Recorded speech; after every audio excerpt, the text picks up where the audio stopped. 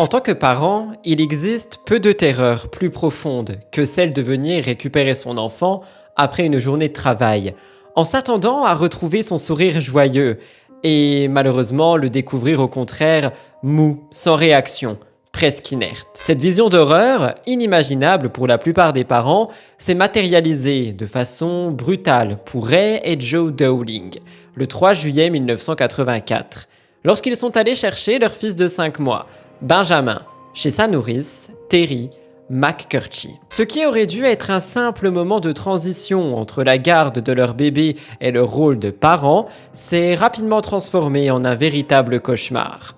Benjamin, d'habitude si vivant et curieux, semblait dans un état inquiétant, ne réagissant plus comme à l'accoutumée ou aux stimulations. Ses membres étaient flasques, ses yeux à peine ouverts, son corps sans tenue. Pour Ray et Joe, c'était comme si le temps s'était figé, la panique les envahissant à mesure de l'ampleur de la situation devenant évidente. Avant d'entrer dans les détails déchirants de ce qui s'est réellement passé ce jour-là, il est essentiel de comprendre l'énorme souffrance que cet événement a provoqué pour la famille Dowling. Terry McCurchy, qui avait pourtant la lourde responsabilité de veiller sur Benjamin, allait devenir le symbole de cette douleur irréparable. Ce qui devait être une journée ordinaire pour les Dowling s'est transformé en tragédie, et l'histoire de cet incident tragique démontre à quel point une seule personne peut, par ses actions, bouleverser la vie d'une famille à jamais. Dans ce qui va suivre, vous allez découvrir non seulement les circonstances exactes de cet incident, mais aussi l'impact durable que cette journée du 3 juillet 1984 a eu sur le destin de Benjamin et sur celui de ses parents. Ce qui s'est passé chez Terry a déclenché une série d'événements qui marqueront à jamais la vie des Dowling, faisant de cette affaire l'un des cas les plus poignants et choquants du true crime.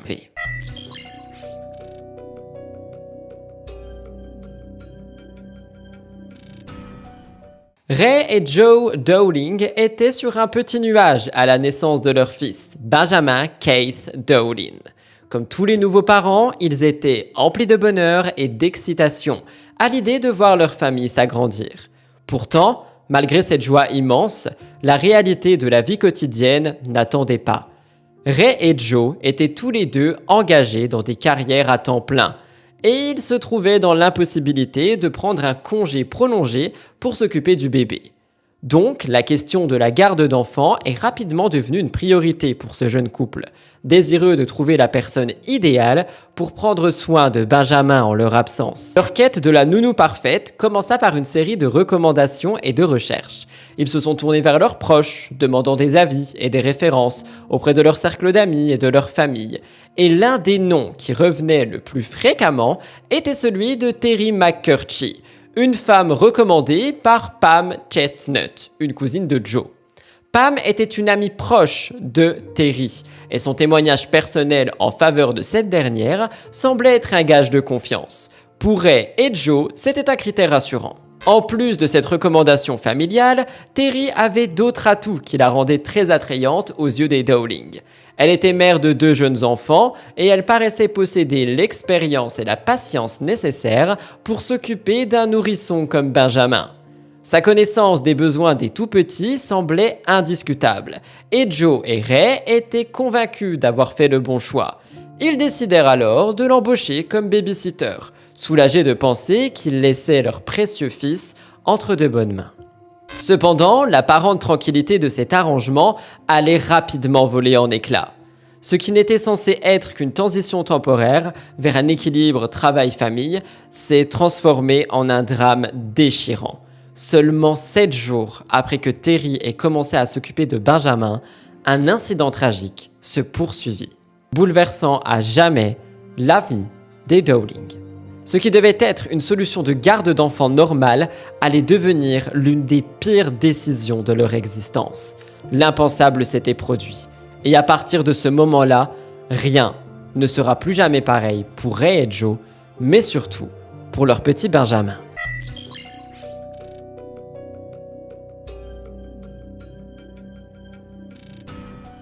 Le 3 juillet 1984, il y a donc 40 ans, avait commencé comme un mardi ordinaire pour Ray et Joe. Comme tant d'autres jours de semaine, ils étaient pris par leurs obligations professionnelles et suivaient leur routine habituelle. Ce matin-là, comme à l'accoutumée, Ray déposa leur fils, Benjamin, chez la babysitter. Il est allé la déposer chez Terry, à son domicile, situé dans la banlieue tranquille de Fort Lauderdale, en Floride. Rien ne laissait présager que cette journée qui avait débuté comme toutes les autres allait plonger leur vie dans un chaos encore visible aujourd'hui. Après une journée de travail, Ray retourna chez McCurchy pour récupérer Benjamin. Comme à son habitude, elle s'attendait à retrouver son fils en pleine forme, comme il l'était toujours lorsqu'elle le laissait chaque matin. Pourtant, en entrant dans l'appartement de la babysitter, Ray fut immédiatement saisi par une sensation d'inquiétude. Un coup d'œil rapide à Benjamin a suffi pour comprendre que quelque chose d'horrible s'était produit. Ce n'était pas le bébé joyeux et en pleine santé qu'elle avait déposé quelques heures plus tôt. Le petit Benjamin était méconnaissable. Son corps était presque mou comme inerte, contrastant avec l'énergie et la vivacité qu'il affichait habituellement. Ses poings étaient serrés comme s'il luttait contre une douleur invisible et sa peau était tellement pâle que c'en était effrayant. Pire encore, il ne réagissait pas à la présence de sa mère. Ses yeux étaient habituellement vifs, curieux, joyeux, et cette fois-ci, ils étaient vides, comme s'ils fixaient un point au loin et qu'ils n'arrêtaient pas. Il émettait de faibles gémissements, mais là non plus, on ne le reconnaissait pas. Ray a été submergée par l'angoisse. Elle a senti son cœur se serrer face à cette scène littéralement déconcertante. Chaque instinct maternel lui hurlait que son fils était en danger. Sans perdre une seconde, le souffle court, elle se précipita hors de l'appartement, avec Benjamin dans les bras, son corps minuscule, toujours inerte contre elle. Sa seule pensée était de l'emmener à l'hôpital le plus proche, espérant désespérément que les médecins pourraient identifier quelque chose qui clochait, quelque chose qui pourrait sauver Benjamin. Le temps semblait s'étirer à l'infini. Elle roulait, elle avait peur, elle n'en pouvait plus. Elle savait qu'à cet instant, elle tenait peut-être la vie de son fils sur un fil. Ce moment marqua le début d'un cauchemar, dont Ray et Joe n'en sortiront jamais vraiment indemnes. Le drame venait de frapper leur famille. La vie de Benjamin était, à ce moment, et sera plus jamais la même. Lorsque Benjamin fut admis à l'hôpital, l'angoisse des parents s'est transformée en une horreur face au diagnostic des médecins, face à ce qu'ils ont annoncé. Après avoir examiné leur fils, les médecins ont découvert qu'il avait subi une hémorragie cérébrale sévère, une blessure souvent causée par de violentes secousses. Le verdict était accablant. Benjamin était victime du syndrome du bébé secoué, aujourd'hui plus couramment désigné sous le terme de traumatisme crânien abusif. Ce diagnostic ne laissait que peu de doute quant à la gravité des événements qui s'étaient produits plus tôt dans la journée, lorsqu'il était sous la garde de Terry. Face à la nature inquiétante des blessures du petit, l'équipe médicale se devait d'alerter les autorités. Le tableau clinique de l'enfant, qui présentait des signes clairs de maltraitance, ne pouvait être ignoré. Les médecins soupçonnaient fortement que Benjamin avait été victime d'abus ou de négligence pendant qu'il était sous la garde de cette babysitter recommandée par tant de personnes. Et l'affaire prit rapidement une autre tournure, judiciaire. Peu de temps après l'hospitalisation de Benjamin, les soupçons confirmés, Terry a été arrêtée. Bien que la babysitter fût désormais derrière les barreaux, elle continua à nier avec véhémence toute responsabilité. Lors des interrogatoires, elle affirmait qu'elle n'avait jamais levé la main sur Benjamin. Selon sa version, les blessures étaient celles d'un enfant qui avait chuté accidentellement du canapé. Pourtant, elle n'en avait pas parlé. Elle s'accrocha fermement à cette histoire, répétant d'une manière inlassable qu'elle n'avait fait aucun mal au petit. Cependant, cette explication ne tenait pas face à celle des médecins. Le diagnostic établi par les médecins racontait une histoire bien différente, sombre et troublante. Les blessures subies par Benjamin étaient bien trop graves pour être le simple résultat d'une chute accidentelle. Le traumatisme observé sur son cerveau, combiné aux autres signes physiques, montrait clairement qu'il avait été secoué avec une force excessive, causant des dommages irréversibles à son développement neurologique. Les médecins étaient formels, une chute accidentelle ne pouvait en aucun cas expliquer l'état critique de cet enfant. Les Dowling étaient dévastés par ce constat. Ils se sont donc retrouvés face à une vérité insupportable. Leur confiance en Terry McCurchy, une femme qu'ils avaient choisie pour prendre soin de leur enfant, avait été trahie de la pire des façons. Ce qui s'était réellement passé chez Terry ce 3 juillet restait un mystère. Mais une chose était sûre, les blessures infligées à l'enfant avaient changé pour toujours le cours de sa vie et celle de ses parents.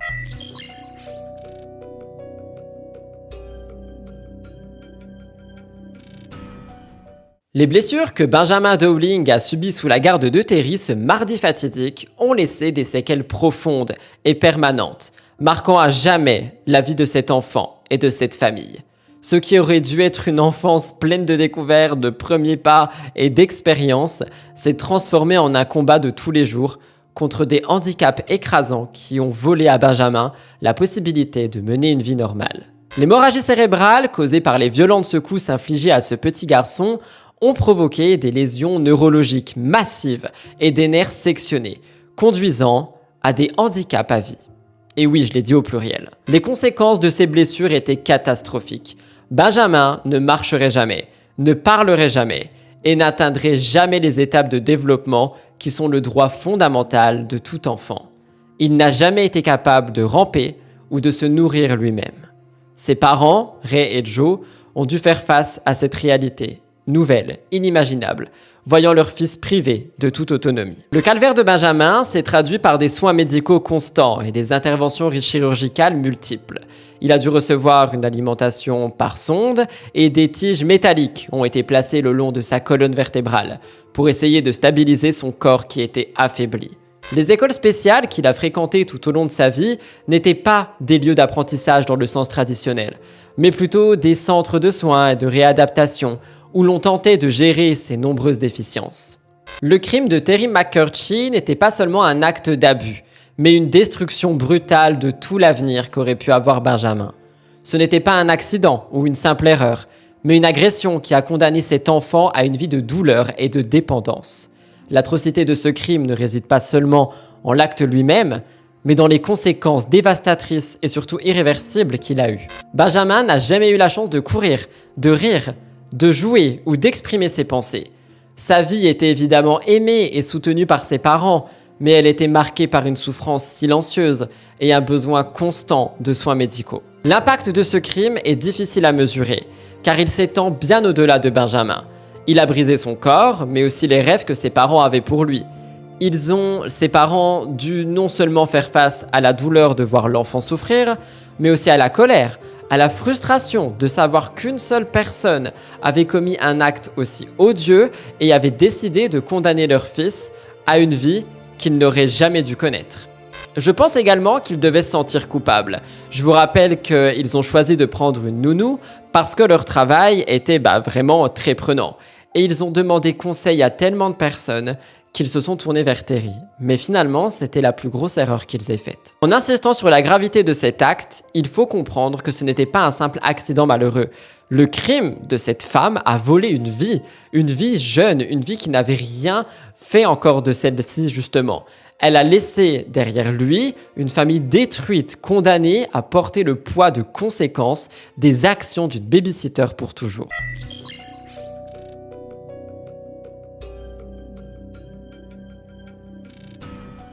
En 1985, lors du procès tant attendu concernant les horribles blessures, Terry McCurdy était âgée de 22 ans. Elle était enceinte de 6 mois de son 3e enfant et elle a été condamnée à une peine qui défie toute logique et justice.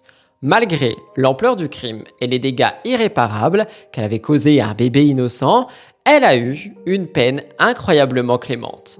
60 jours de prison à purger uniquement les week-ends et 3 ans de probation. Vous avez très bien entendu, donc ça veut dire qu'en 1985, comparé à toutes les autres histoires de true crime que je vous ai racontées, cette femme qui a condamné un enfant à vie, un bébé, a eu 60 jours de prison. Vous avez bien entendu. Et uniquement les week-ends. Une sentence qui semble à peine correspondre à l'ampleur du crime dont elle est accusée. Elle avait été inculpée pour tentative de meurtre et maltraitance aggravée d'enfants, des charges qui auraient pu et surtout auraient dû entraîner une peine bien plus sévère. Mais elle a choisi de plaider non coupable, un aveu implicite de culpabilité sans reconnaître formellement les faits, et donc elle a eu cette peine incroyablement légère. On en a déjà souvent parlé à travers de différentes vidéos True Crime, mais il est vrai que généralement, si on plaide non coupable, si on plaide coupable plutôt, la peine peut être un petit peu plus légère. C'est une condamnation qui a choqué tous ceux qui ont suivi cette affaire, et à juste titre. Beaucoup de personnes ont été emprisonnées beaucoup plus longtemps pour des délits bien moins graves, comme conduire sans permis ou d'autres infractions mineures. Comment une sentence aussi dérisoire pouvait être-t-elle prononcée face à un crime aussi grave?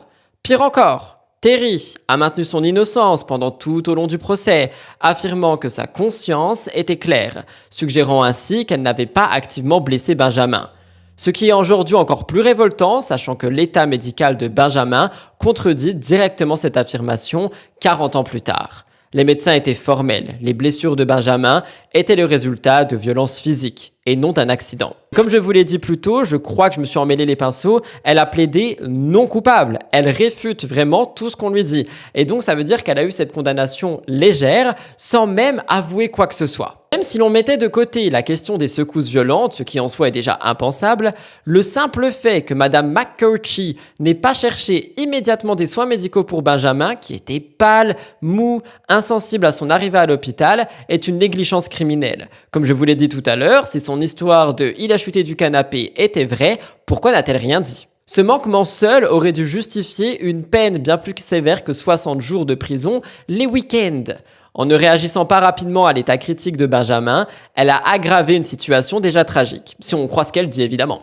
Ce verdict envoie un message troublant sur la valeur accordée à la justice pour les enfants victimes de violences.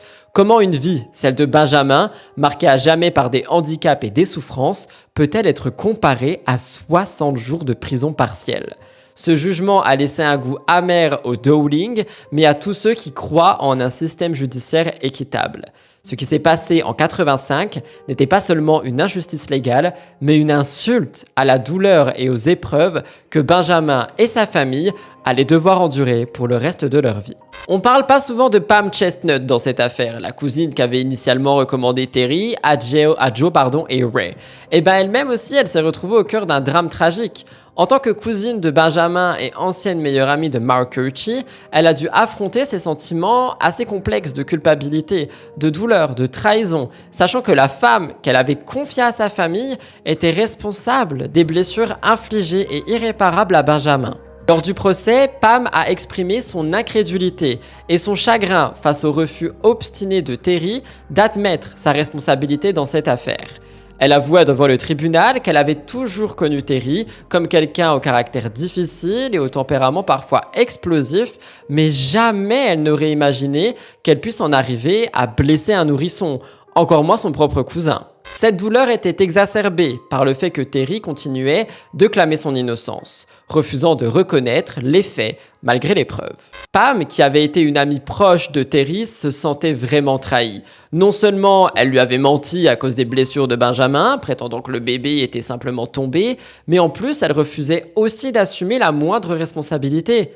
Et au fil du temps, Pam, en vain, a réalisé que ce récit était une fabrication.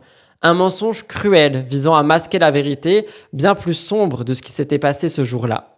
Cela a donc laissé Pam complètement blessée, non seulement par le fait que son ami avait causé tant de souffrance à sa famille, mais aussi par l'absence totale de remords et de reconnaissance de sa part. Pam, comme les Dowling, a dû vivre avec la terrible vérité que ses recommandations avaient involontairement contribué à placer Benjamin entre les mains de quelqu'un qui allait ruiner sa vie. Cette expérience a non seulement brisé une amitié, mais aussi bouleversé les relations familiales. Et tout ça a plongé Pam dans une spirale de regrets. Pour elle, la trahison de Terry McCurdy n'était pas seulement un crime contre Benjamin, mais aussi un manquement de confiance et d'humanité envers ceux qui lui avaient confié ce qu'ils avaient de plus précieux.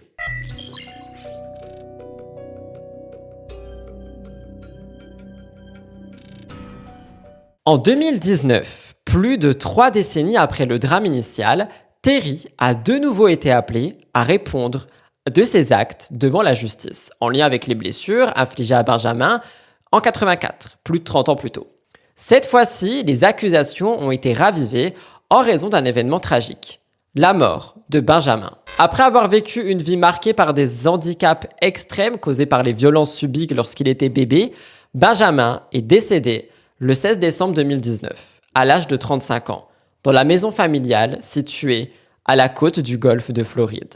Sa mort, directement liée aux blessures cérébrales infligées par la babysitter, a ouvert la voie à une nouvelle procédure judiciaire. En 2021, les autorités ont décidé de porter de nouvelles accusations contre Terry, cette fois pour meurtre au premier degré, considérant que les actions de 84 étaient la cause directe de la mort de Benjamin. Cependant, après des négociations judiciaires, McCurdy a finalement plaidé coupable d'homicide involontaire en 2024, admettant pour la première fois, 40 ans plus tard, sa responsabilité dans l'agression qui avait ruiné la vie de Benjamin. En conséquence de ce plaidoyer, elle fut condamnée à une peine de 3 ans de prison, suivie de 10 ans de probation. Pour la famille Dowling, cette condamnation tardive représente une forme de fermeture qu'ils attendaient depuis des décennies. Bien que 3 ans de prison semblent dérisoires en comparaison de la gravité de la souffrance endurée par Benjamin toutes ces années, il y avait une certaine satisfaction dans le fait que McCurdy prenait enfin la responsabilité de ses actes. En 85, je vous rappelle qu'elle a échappé à une condamnation sévère, qu'elle a eu seulement 60 jours de prison le week-end. Et là, on a 3 ans de probation, ce qui a profondément, encore une fois, là on a eu 3 ans de prison et là, à l'époque, on avait eu 3 ans de probation, ce qui avait indigné la famille. Après, je vais pas vous mentir, les 3 ans de prison ici, pour moi, on est aussi sur une indignation. La douleur des Dowling avait été exacerbée par en plus l'insistance qu'elle avait à nier sa responsabilité. Elle répétait sans cesse qu'elle n'avait jamais blessé le petit. En 2024, elle a donc reconnu sa culpabilité et donc on a une forme de justice, même si beaucoup, dont moi, estiment que c'est trop peu et surtout trop tard. Certains critiquent la légèreté de la nouvelle peine, estimant que la justice n'est pas faite une seconde fois. Pour une vie brisée, 3 ans de prison semble très peu en comparaison du destin de Benjamin. Pourtant, pour la famille, il y a enfin un sentiment de réconciliation avec cette vérité qui a été trop longtemps niée. Mais je pense que eux, surtout, se disent que « Ah, enfin, elle avoue ». McCurdy avait, après des années de déni, admis être responsable des blessures qui ont changé à jamais la vie de Benjamin. Ce moment de vérité, bien que tardif, représente une forme de connaissance et de reconnaissance qui manquait cruellement lors du premier procès. Les Dowling auraient dû vivre avec les conséquences d'un acte de violence irréparable. Et même si la justice ne semblait pas complète, ce plaidoyer de culpabilité offrait au moins la satisfaction que enfin Terry admettait son rôle dans ce cauchemar qui a détruit la vie de Benjamin dès ses premiers mois. Après des décennies de déni, elle a admis être responsable des blessures infligées à ce petit. Un aveu qui a marqué une conclusion d'une longue et douloureuse saga judiciaire. Ce revirement est survenu dans une lettre d'excuse, lue aux parents de Benjamin par son avocat, dans laquelle elle exprime pour sa première fois les regrets qu'elle a faits. Dans cette lettre, elle écrit, je cite, « C'est dans un état d'impulsion et de colère que j'ai frappé Benjamin pendant que lui et d'autres enfants pleuraient. Votre vie et celle de Benjamin ont été endommagées par moi et j'en suis vraiment désolée. » Ce court mais poignant aveu illustre la pression qu'elle ressentait à ce moment-là, expliquant qu'elle s'est sentie dépassée et épuisée en s'occupant de plusieurs enfants. C'est dans cet état de fatigue qu'elle a frappé Benjamin, lui infligeant des blessures graves qui allaient marquer son existence à jamais. Et c'est donc 40 ans plus tard qu'on a eu des réponses. Cet aveu est venu dans le cadre d'un accord de plaidoyer, dans lequel donc elle a plaidé coupable d'homicide involontaire, reconnaissant sa responsabilité. Ce tournant, vous vous en doutez, représente un changement significatif par rapport à la posture qu'elle avait depuis 40 ans. Depuis l'incident, elle n'avait pas dit une seule fois ce qui s'était passé. Elle avait tout nié pendant 40 ans. Ce récit mensonger qu'elle avait maintenu, qui a fait souffrir toute la famille Dowling, était maintenant sorti au grand jour. Pour la famille, bien que cet aveu tardif ne puisse effacer les années de douleur et de lutte, ça a apporté une certaine forme de clôture émotionnelle. Pendant près de 40 ans, ils avaient dû vivre avec non seulement la tragédie de voir leur fils handicapé, mais aussi la frustration de la voir fuir ses responsabilités. L'aveu de Terry a marqué la fin d'une longue lutte et épuisante quête de vérité. Mais ça a également mis en lumière la gravité des violences subies par Benjamin et la façon dont une seule impulsion de colère peut entraîner des conséquences tragiques et irréversibles.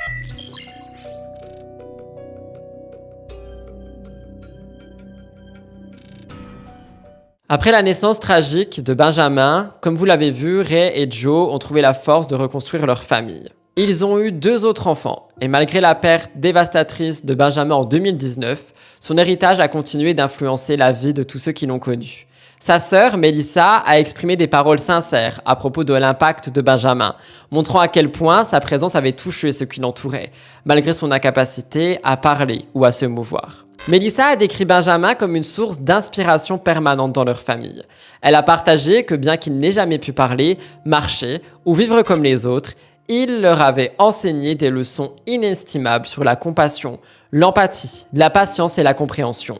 Selon elle, son frère a transcendé les mots et sa présence a eu un effet transformateur sur ceux qui avaient la chance de le connaître. Elle a souligné que sa vulnérabilité et ses défis ont rendu les membres de cette famille et même les soignants et amis qui l'entouraient beaucoup plus compatissants et plus attentifs aux besoins des autres. Ray et Joe, lors d'une interview après la mort de Benjamin, ont rappelé à quel point il apportait de la lumière à leur foyer.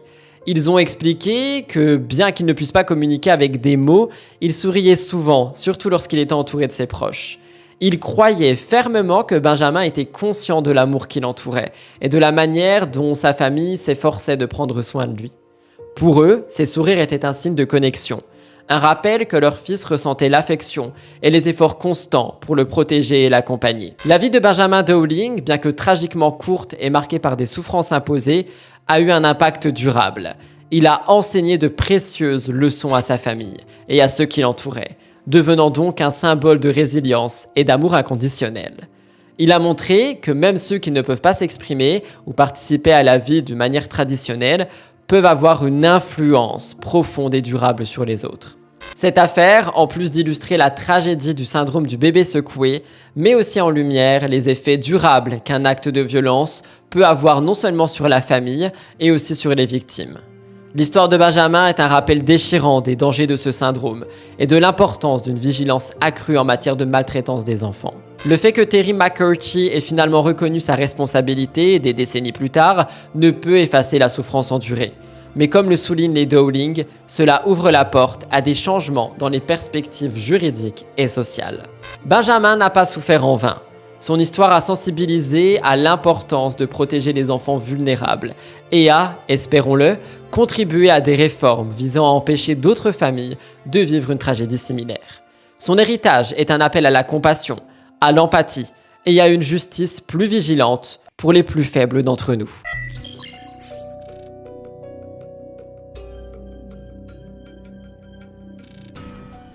Voilà tout le monde pour l'histoire de Benjamin Dowling, une histoire qui, vous vous en doutez, est très touchante, m'a particulièrement rendu émotif lors de l'écriture et également, encore une fois, lorsque je la récite ici. Je trouve que c'est une histoire qui mérite d'être partagée. Je trouve que cette histoire n'aurait jamais dû exister. Je trouve que tout ceci est une combinaison de mauvais choix, de mauvaises rencontres, que ça soit Pam qui donne le numéro de cette femme ou cette femme qui n'arrive pas à gérer plusieurs bébés mais qui veut être babysitter. Benjamin a souffert toute sa vie à cause de choix finalement qui n'auraient même pas dû en être. Je pense qu'aujourd'hui, la famille Dowling arrive à trouver une certaine paix dans le fait que Terry ait avoué les choses. Mais si vous voulez mon avis, 3 ans de prison et 10 ans de probation, ce n'est rien après 40 ans à avoir vécu ce que Benjamin a vécu. J'envoie donc tout mon courage à la famille Dowling, mais également à chaque personne qui me regarde, qui peut avoir un proche, un membre de sa famille ou un ami souffrant d'un handicap. Beaucoup de fois, les handicaps sont moqués et c'est quelque chose que je trouve vraiment dommageable parce que ces personnes sont également des êtres humains, ressentent les choses et comme vous l'avez vu ici, bien que Benjamin ne soit pas en capacité de parler comme ça a été le cas, il ressentait les choses. Il souriait dès qu'il voyait ses proches et il était conscient de l'amour qu'on lui portait. Voilà tout le monde pour cette histoire True Crime, celle de Benjamin Dowling. J'espère sincèrement qu'elle a pu vous intéresser, vous intriguer et vous apporter des informations quelles qu'elles soient.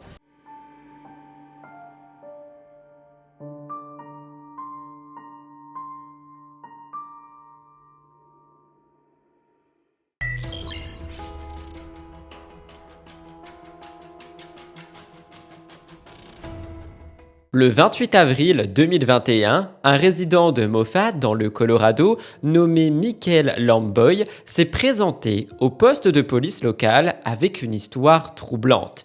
Visiblement perturbé, il informe les agents qu'un cadavre se trouve dans sa propre maison et que son jeune fils était retenu contre sa volonté par un groupe de personnes ayant récemment envahi son domicile. Lamboy, membre de la secte spirituelle controversée Love Has Won, a précisé que le corps découvert était celui d'Amy Lia Carlson, la chef du mouvement qui est âgée à ce moment de 45 ans. Les événements racontés par M. Lamboy ont laissé les enquêteurs perplexes, car la veille, le 27 avril, il a quitté son domicile après avoir donné l'hospitalité à 5 autres membres du groupe, venus, selon leur dire, dans le besoin d'un endroit pour passer la nuit. Et donc le lendemain, il vient informer qu'il y a un cadavre chez lui. Bien qu'ayant initialement accepté, M. Lamboy n'imaginait pas ce qui allait être découvert à son retour. En regagnant son domicile le lendemain, il tombe sur une scène macabre dans une pièce de son arrière-maison. Le cadavre d'Amy, dont l'état de décomposition était avancé, se trouvait disposé de manière inquiétante, entouré d'objets rituels. Le corps d'Amy était enveloppé dans une couverture scintillante aux couleurs vives et parée de guirlandes lumineuses, comme si les membres du groupe avaient tenté de lui conférer une apparence de divinité. Cependant, l'horreur ne s'arrête pas là. Les yeux de Carlson avaient été retirés et ses lèvres s'étaient rétractées, exposant ses dents dans un rictus morbide. Terrifié par cette vision et s'inquiétant pour la sécurité de son enfant, M. Lamboy a tenté de quitter les lieux avec son fils. Cependant, les membres présents lui ont interdit de partir avec l'enfant, le contraignant à fuir seul et à chercher refuge dans un poste de police voisin. Là, désemparé et bouleversé, il implore l'aide des autorités pour récupérer son fils et éloigner les membres de la secte de son domicile. La police s'est rapidement rendue au domicile de Michael Lamboy pour enquêter et vérifier l'état de santé de son fils âgé de 2 ans, prétendument retenu contre son gré. Sur place, les agents découvrent le jeune enfant ainsi qu'une adolescente de 13 ans, fille d'un autre membre du groupe. Tous deux apparemment indemnes mais visiblement beaucoup désorientés. Cependant, ce qu'ils ont trouvé dans l'arrière-salle a glacé le sang des enquêteurs. Le corps qu'avait signalé M. Lamboy était effectivement là, enfermé dans un sac de couchage soigneusement roulé de guirlandes de Noël, encore allumé, dans une mise en scène assez troublante. Autour de lui, les membres de Love Has Won avaient érigé une sorte de sanctuaire parsemé d'objets rituels qui semblaient rendre hommage au corps. Comme je vous l'ai dit, les yeux de ce cadavre étaient soulignés d'un maquillage scintillant, accentuant une apparence inquiétante et presque idolâtrique. Les détails morbides du corps laissent supposer un processus de momification naturelle. La peau était partiellement desséchée, elle s'était d'ailleurs contractée, exposant des os dans certaines parties du visage, tandis qu'un fluide sombre sointait lentement des tissus décomposés. Vous l'avez compris, la décomposition était avancée, à un tel point que les empreintes digitales ne pouvaient être relevées, compliquant l'identification sur le moment. Bien que les suspects aient tous affirmé qu'il s'agissait d'Amy Carlson, la fondatrice charismatique du groupe, les enquêteurs savaient que des examens médico-légaux approfondis seraient nécessaires pour confirmer son identité. Et donc, ils ont envoyé le cadavre pour des analyses dentaires et des tests ADN, les seules méthodes fiables pour valider cette hypothèse dans l'état actuel du cadavre. Cette découverte allait de pair avec la réputation énigmatique du culte Love Has Won, qui avait attiré l'attention pour ses pratiques ésotériques et son adhération envers Amy Carlson, que ses adeptes considéraient comme une divinité incarnée.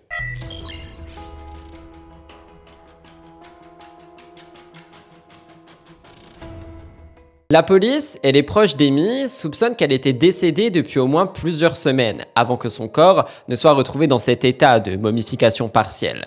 On a donc cette hypothèse qui est en plus renforcée par des observations de ces derniers jours. Notamment sa mère, Linda Haythorne, a déclaré que sa fille avait été aperçue vivante pour la dernière fois le 10 avril en Californie par une amie. Quelques jours plus tard, le 14 avril, une photo inquiétante publiée sur les réseaux sociaux la montre apparemment inconsciente, portée dans les bras de son compagnon, Juan Castillo. Cette image a déclenché des inquiétudes parmi les membres de sa famille, qui avaient observé une détérioration rapide de sa santé au cours de ces derniers mois. Le 16 avril, voyant la situation s'aggraver, la famille Carlson appelle une ambulance pour tenter de lui apporter une aide médicale urgente. Selon ses proches, ils avaient remarqué qu'Amy avait des difficultés respiratoires et que ses yeux roulaient dans ses orbites lors d'un appel vidéo. Cependant, lorsque l'ambulance est arrivée, les secours ont été informés que Amy n'était pas présente. Il est probable que les membres du groupe aient ciment refusé son transfert médical, sachant que Amy rejette fermement les soins médicaux conventionnels. Partisane des traitements dits naturels, elle préférait s'automédiquer à l'alcool et à la marijuana, un comportement visible dans de nombreuses vidéos publiques où elle apparaît souvent sous l'effet de ces substances. Des rumeurs circulaient selon lesquelles Amy souffrait d'un cancer, bien que ça n'a jamais été médicalement confirmé, et ses adeptes ont toujours nié une intervention suspecte dans sa mort. Fidèles à leurs croyances, ils affirment que Amy Carlson n'est pas réellement décédée, mais qu'elle est montée vers un autre plan d'existence, refusant de considérer sa mort dans les termes habituels. D'ailleurs, ils continuent de la vénérer comme une figure divine, ayant transcendé la vie physique, une croyance qui a renforcé leur détermination à garder son corps parmi eux, transformé en un objet de dévotion spirituelle. Cette tragédie met en lumière l'isolement et la dépendance qu'engendrent parfois certains mouvements sectaires, où les dirigeants sont perçus comme intouchables et où la médecine traditionnelle est systématiquement rejetée, même face à des signes évidents de danger pour la santé. À la suite de l'enquête, la police a pris des mesures pour assurer la sécurité des mineurs impliqués dans cette affaire. Le jeune fils de M. Lamboy lui a été rendu, tandis que l'adolescente de 13 ans, également présente dans le domicile, elle a été confiée au service de protection de l'enfance, où ses conditions de vie allaient être évaluées en profondeur. Par ailleurs, 7 membres de la secte Love Has Won ont été placés en garde à vue, chacun faisant face à des accusations graves liées à la mauvaise gestion du cadavre d'Amy Carlson. Lors des investigations, la police a également inspecté le SUV Nissan de M. Lamboy, que le groupe aurait utilisé pour transporter le corps de Amy Carlson depuis la Californie.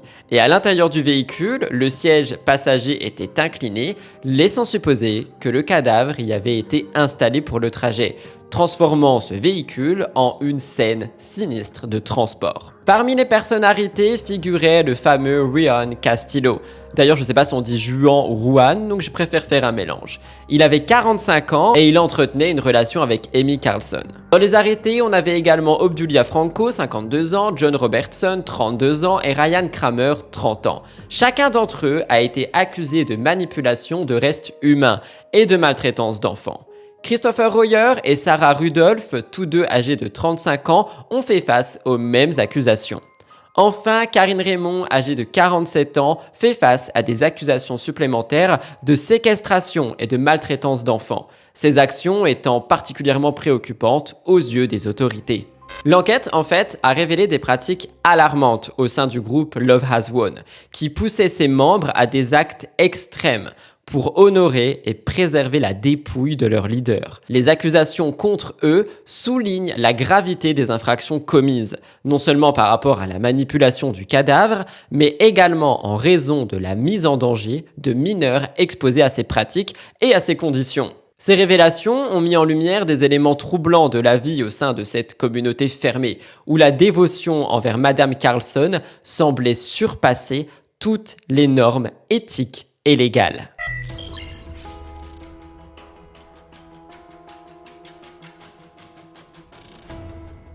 Pour la famille d'Amy Carlson, la découverte du corps de leurs proches dans un état aussi dégradé a été un véritable choc. Malgré ses choix de vie controversés, elle restait dans leur cœur une femme aimée, autrefois pleine d'intelligence et de potentiel. Avant de devenir la figure centrale de la secte Love Has Won, Amy Carlson était une mère et une épouse que sa famille et ses amis décrivaient comme brillante et charismatique. Mais sa vie avait pris un tournant sombre. Réputée pour sa consommation excessive d'alcool et son entourage douteux, elle avait quitté ses enfants et son foyer pour suivre un chemin spirituel radical, qui allait donc mener à la fondation de Love Has Won. Sous le nom de Dieu Mère, elle avait acquis un statut quasi divin auprès de ses disciples. Se présentant comme une divinité ayant traversé 534 vies, Amy Carlson affirmait être la créatrice de l'univers, une entité vieille de 19 milliards d'années, ayant incarné des figures historiques comme Jésus-Christ, Cléopâtre ou encore Marilyn Monroe. Ses engagements et ses enseignements mélangeaient des croyances ésotériques avec des promesses de guérison. Elle prétendait pouvoir soigner les maladies graves comme le cancer, et elle voyait en Love Has Won un instrument pour atteindre la paix mondiale. Ses fidèles, dévoués à leur Dieu-mère, la suivaient jusqu'au bout, vivant avec elle dans une petite communauté isolée à Crestone, dans le comté de Saguache au sud-ouest du Colorado. Là-bas, ils adoptaient un mode de vie régi par ces principes, croyant qu'ils faisaient partie d'une mission sacrée. Amy Carlson maintenait une emprise intense sur le groupe, convaincue d'être la clé d'une élévation spirituelle collective. La découverte de son corps dans ces conditions aussi sordides fut particulièrement éprouvante pour ses proches, qui ne pouvaient s'empêcher de penser à l'ancienne Amy, la mère et l'épouse qu'ils avaient autrefois connue. Bien qu'ils acceptaient les décisions qui l'avaient éloignée d'eux, ils ne pouvaient concevoir qu'elle finisse ainsi, entourée de dévotion morbide et d'excentricité spirituelle. Malgré les proclamations grandioses d'Amy sur son rôle divin, les familles des membres Love Has Won avaient depuis longtemps exprimé de vives inquiétudes aux autorités. Au fil des années, on a vu de multiples plaintes déposées auprès du bureau du shérif du comté, accusant Amy Carlson et sa secte de manipuler psychologiquement les proches et de leur dépouiller de leurs biens personnels et financiers. Aux yeux des familles, Love Has Won n'était rien de plus qu'une fraude bien orchestrée, visant à glorifier Amy Carlson tout en l'enrichissant. Certains membres avaient quitté leur famille, cédé leurs économies et même rompu tout lien avec leurs anciens cercles sociaux, alimentant l'indignation et le désespoir de leur famille impuissante. Lorsque les médias ont révélé les détails macabres entourant les découvertes des restes de Amy Carlson, Love Has Won a réagi publiquement. Une déclaration accompagnée d'une vidéo a été publiée sur Facebook, affirmant que leur leader avait ascensionné, utilisant un langage mystique pour nier la réalité de sa mort physique. Cependant, peu après cette annonce, la page Facebook Love Has Won a été renommée, effaçant progressivement les traces de l'organisation sous le nom originel. Leur site web a également été désactivé, accentuant l'impression d'une tentative de dissolution ou de transformation de cette organisation. Le déclin de Love Has Won après la mort de Amy a suscité de nombreuses questions sur la nature de l'organisation et sur son véritable objectif. Les familles des membres y voyaient une manipulation émotionnelle, tandis que les adeptes restants semblaient chercher une nouvelle forme d'espoir ou de justification à leur engagement intense.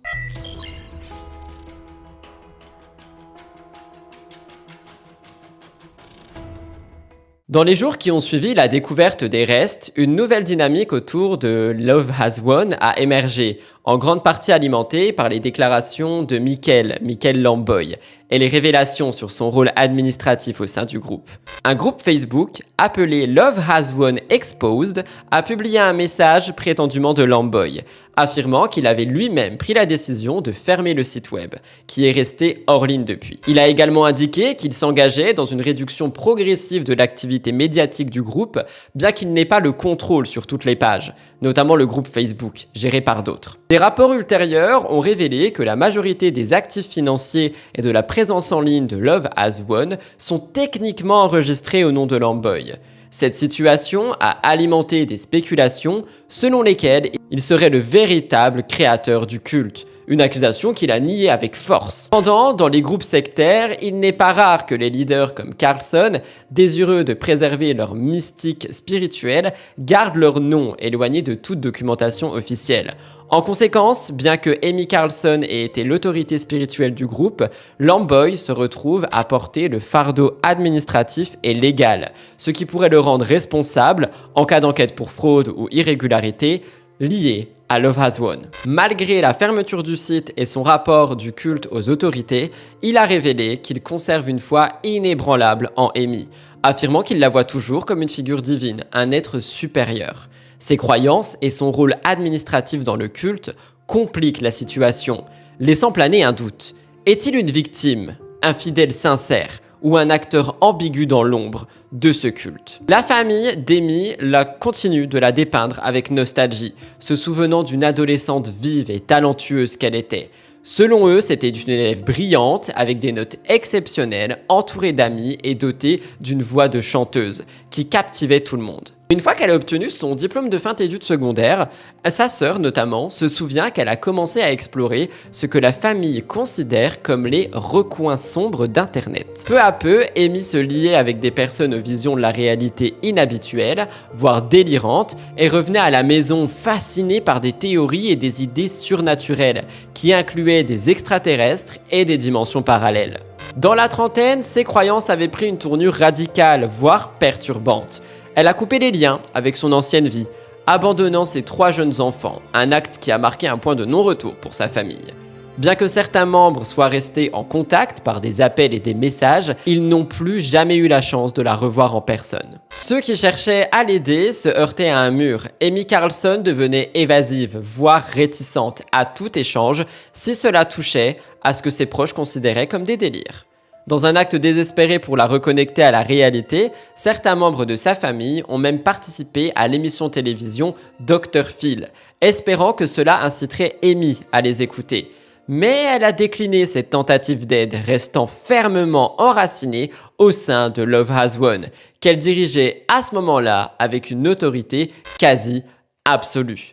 Bien que la famille Carlson exprime de la compassion pour les proches des membres de la secte qui continuent de se battre pour ramener leurs êtres chers, ils soulignent que Amy elle-même aurait été influencée par des manipulateurs avant de se lancer dans Love Has Won. Pour eux, elle a été lavée au niveau du cerveau avant de devenir la figure centrale d'un groupe, un produit d'un cycle toxique de manipulation qui, selon sa famille, pourrait encore se poursuivre au sein des adeptes restants. Il voit cela comme un cycle de toilettage psychologique, dont Amy n'a été qu'un maillon avant de propager à son tour ses idées à cette emprise mentale sur d'autres. La manière dont le corps a été traité après sa mort a indigné sa famille, qui éprouve une douleur particulière à la pensée de ce traitement sordide. Nous savons qu'elle n'est pas totalement innocente dans cette affaire, parce qu'elle a fait le choix d'adhérer à cette secte. C'est ce qu'a dit sa sœur, notamment avec la BBC. Mais en même temps, elle ne méritait pas ce qui lui est arrivé à la fin.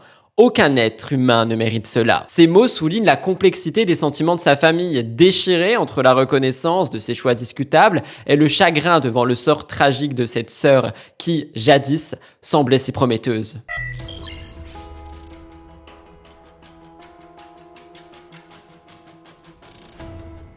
Les origines précises de Love Has Won restent enveloppées de mystère, mais il est généralement admis que le groupe a émergé vers 2006, sous le nom de The Galactic Federation of Light. Ce collectif informel s'était formé autour des croyances New Age, mêlées de théories du complot et d'un culte de la personnalité, qui allait progressivement se cristalliser autour d'Amy.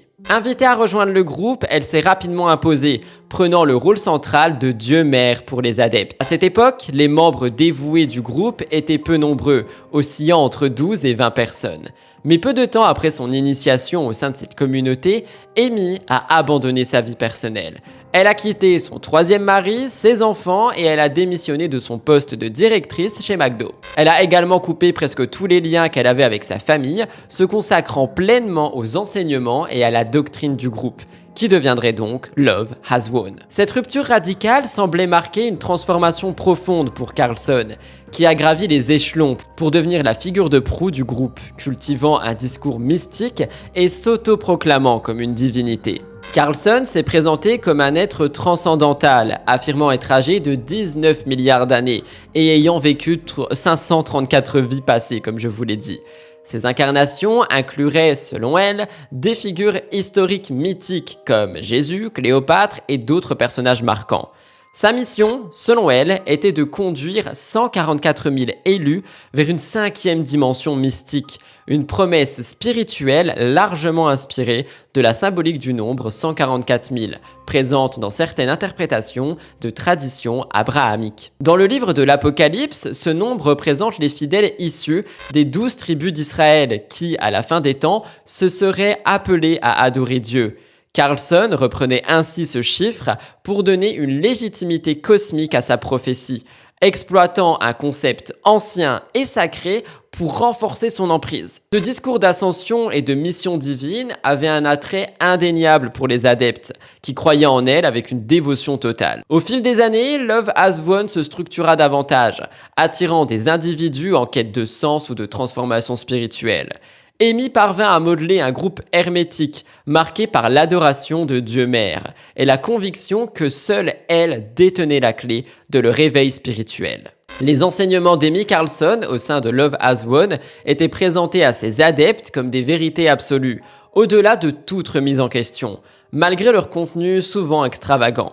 Grâce à ses diffusions en direct quotidiennes sur YouTube, Amy et ses membres diffusaient leur message au monde, sollicitant des dons et vendant des produits New Age, souvent en associant ces transactions commerciales à leur dévotion envers Amy. Ces vidéos présentaient Amy comme une figure de sagesse divine, prétendument infaillible, dont les conseils étaient censés guider ses adeptes vers une compréhension supérieure de l'univers. Dans son rôle de Dieu Mère, elle établissait aussi des liens avec des hommes qu'elle désignait Dieu Père, qui servaient de partenaires et d'homologues symboliques à son leadership. Ces hommes, qu'elle changeait régulièrement, occupaient des positions secondaires mais symboliquement importantes dans la structure théologique du groupe. Par ailleurs, Love Has Won a également intégré dans ses enseignements des éléments de la théorie du complot, considérant ses préceptes comme une part de plan divin. Carlson allait même jusqu'à affirmer que Donald Trump était son père, s'inscrivant ainsi dans un discours du complotisme politique et mystique. Ses croyances s'étendaient également à des récits pseudo-historiques et ésotériques. Elle proclamait être la reine du continent mythique appelé Lemuria, qui prétendait recevoir des messages de l'archange Zadkiel, qui, selon elle, se manifestait à travers l'esprit de l'acteur décédé Robin Williams. D'autres mythologies ont également été intégrées dans la théologie de Love Has Won, telles que des références à l'Atlantide, aux Anunnaki et aux théories du complot sur les reptiliens. Ces récits alimentaient la conviction des membres que le monde était dominé par une élite cachée, un groupe kabbalistique qui maintenait la planète dans un état de basse vibration pour entraver l'évolution spirituelle de l'humanité. Malgré l'apparente satisfaction des adeptes avec leur vie de bohème, des témoignages d'anciens membres dressent un portrait bien plus sombre de la réalité. Certains ont affirmé avoir été soumis à des violences physiques et psychologiques, se voyant refuser des périodes de sommeil suffisantes, souvent limitées à 4 heures par nuit. Les membres étaient encouragés, voire obligés, à se consacrer entièrement au service de Amy Carlson et de son partenaire, parfois sans répit, jour et nuit. Les accusations, bien qu'elles aient été réfutées par Amy et ses disciples encore actifs, illustrent une atmosphère de contrôle strict et de dévotion aveugle où le bien-être des adeptes passait au second plan par rapport aux besoins et désirs de leur leader. Ainsi, sous l'apparence d'un groupe spirituel visant la guérison et l'élévation, Love Has Won semble avoir incarné pour certains de ses anciens membres un environnement oppressif et manipulateur, masqué par une idéologie de lumière et de divinité.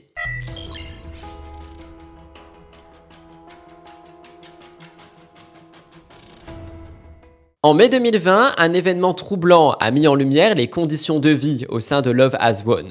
Un membre du groupe a été retrouvé, errant dans les bois, désorienté, nu et souffrant de déshydratation. Ce membre, apparemment écarté par la communauté, avait été étiqueté comme n'ayant pas la bonne énergie et étant du mauvais comté de la montagne. Une phrase qui illustre la dynamique du rejet au sein du culte. Ce type d'exclusion soulève des questions inquiétantes sur le traitement des membres qui ne répondent pas aux normes arbitraires établies par la direction. Bien que Amy semblait prôner une vie sobre, interdisant à ses adeptes de consommer de l'alcool ou des drogues, des témoignages indiquent qu'elle-même était souvent en proie à des excès. Son utilisation régulière de grandes quantités d'alcool aurait contribué à des comportements abusifs de sa part. Cela a notamment été abordé dans un épisode de Dr. Phil diffusé en septembre 2020, où Amy et 2 autres membres de Love Has Won ont été confrontés à ces accusations. Malgré les allégations accablantes, ils ont fermement nié leur véracité.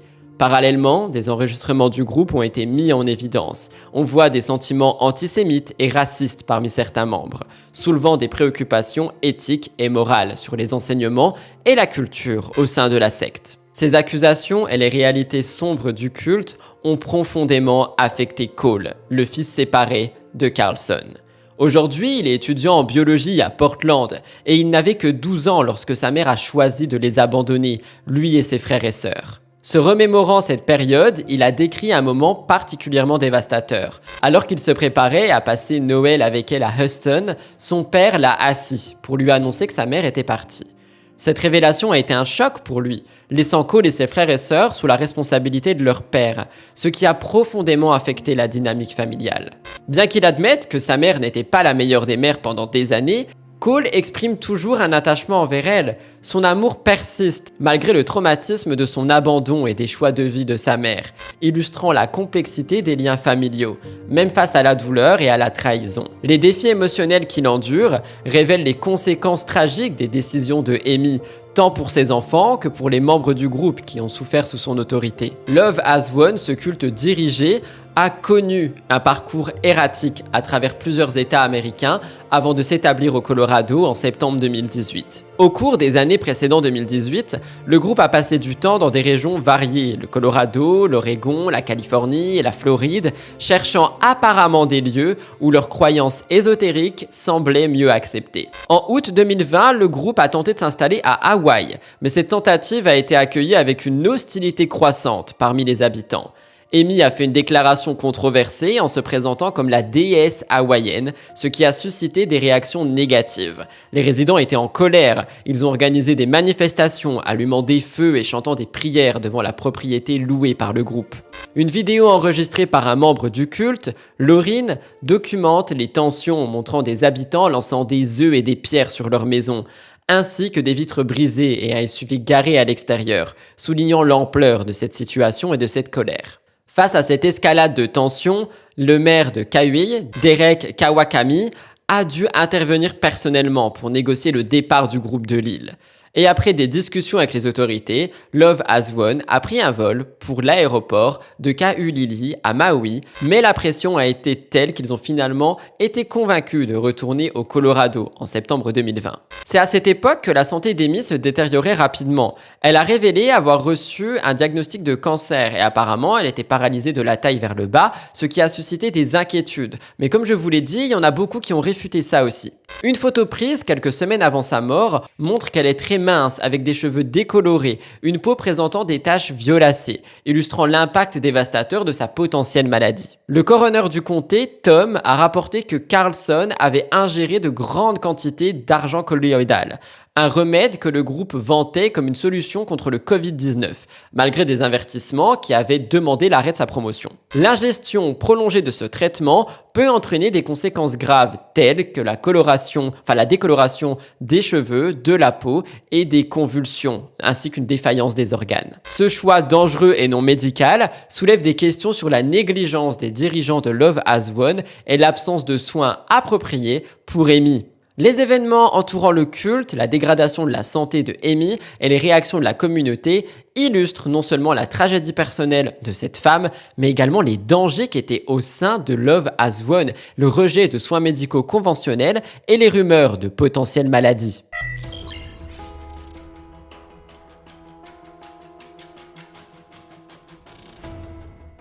Début avril 2021, le groupe Love Has Won se trouvait dans un parc de camping-car à Mount Shasta en Californie où ils ont été contraints de quitter les lieux en raison de la surpopulation. Ce départ a marqué le début de séries d'événements tragiques qui ont conduit à leur arrestation pour les crimes liés au cadavre de leur leader, Emilia Carlson. Il semble que Amy soit décédée avant le voyage et son corps, comme je l'ai dit, a prétendument été transporté avec eux au Colorado, un fait qui soulève des questions troublantes sur le comportement et la mentalité du groupe. Le 5 mai 2021, le procureur adjoint du district, Alex, a annoncé qu'il envisageait de requalifier les accusations initiales d'abus d'un cadavre, signalant une intensification de l'enquête. À partir du 27 mai, les 7 membres arrêtés ont vu leur charge évoluer. On a eu un mélange grave d'accusations, maltraitance d'enfants, abus de cadavres, falsification et de restes humains, emprisonnement, ingérence, enfin vraiment beaucoup de choses. Ces accusations illustrent non seulement le traitement tragique de Amy,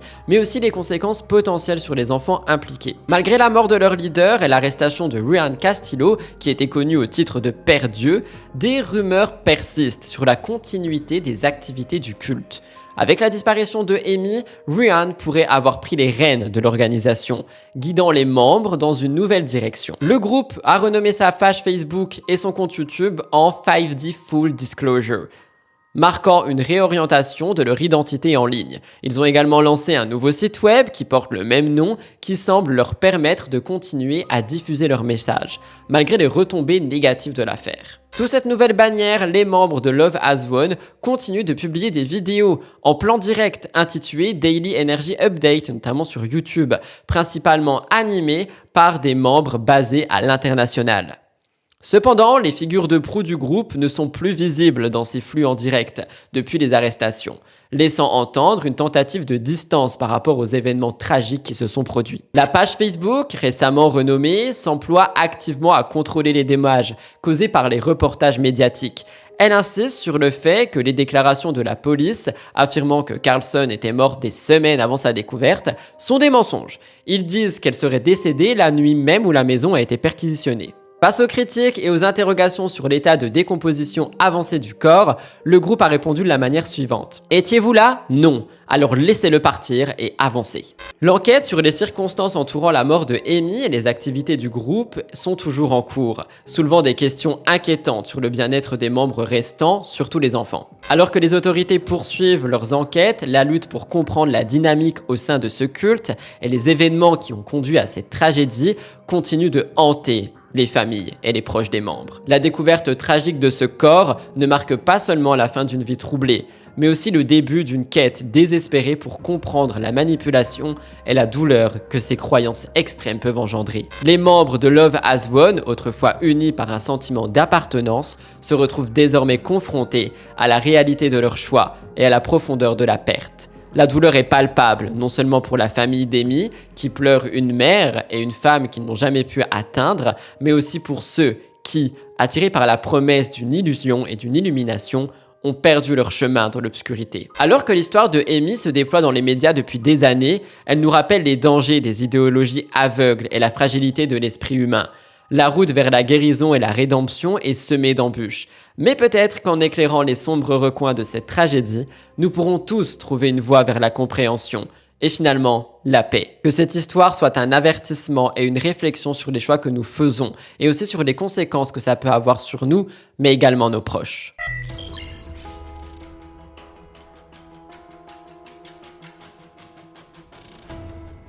Voilà tout le monde pour la très grosse histoire du culte Love Has Won et la mort de Amy Carlson.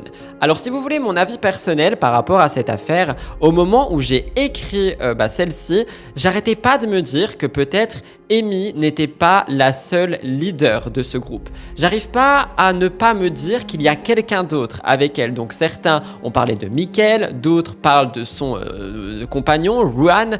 Moi je me dis sincèrement qu'il y avait quelqu'un qui tirait peut-être même les ficelles de Amy. Et que Amy en fait était peut-être la visibilité de cette secte au moment de ce qu'elle était pour justement attirer des gens. On était sur une femme qui était quand même jolie à regarder, brillante, qui avait de beaux discours et que peut-être elle servait uniquement de panneau publicitaire pour ce culte. Je n'arrive pas à ne pas me dire ça parce que sinon je me dirais qu'on aurait plus d'informations sur la manière dont elle est décédée. Si elle avait été décédée en mode je suis transcendée à la 5e dimension, ils en auraient parlé. Il y aurait eu beaucoup plus de choses autour de ça. Et du coup c'est vrai qu'au moment où j'écrivais, j'arrêtais pas de me dire qu'il y a peut-être quelqu'un d'autre. Alors après, encore une fois, peut-être que mes informations sont pas complètes, peut-être qu'il y a des sources que je n'ai pas pu vérifier. Si vous avez des informations par rapport à cette affaire que je trouve assez intéressante, comme souvent les affaires de secte, n'hésitez pas à me le dire dans l'espace commentaire. N'hésitez pas à m'envoyer des liens également sur Instagram, @murdersexplained, on vous répond. En tout cas, je suis convaincu d'une chose, c'est que ce groupe continue d'exister.